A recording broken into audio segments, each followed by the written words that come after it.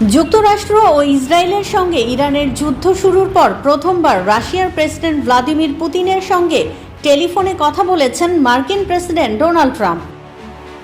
সোমবার রাতের এ ফোনালাপে ইরান যুদ্ধ দ্রুত অবসানে পুতিন তার নিজের প্রস্তাবগুলো তুলে ধরেন বলে সাংবাদিকদের জানিয়েছেন ক্রেমলিনের পররাষ্ট্রনীতি বিষয়ক উপদেষ্টা Yuri Ushakov.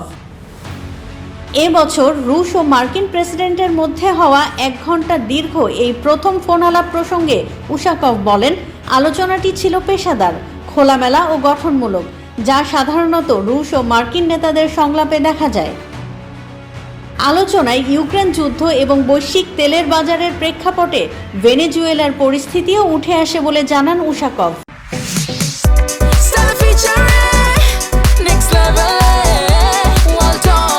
Side by side fridge.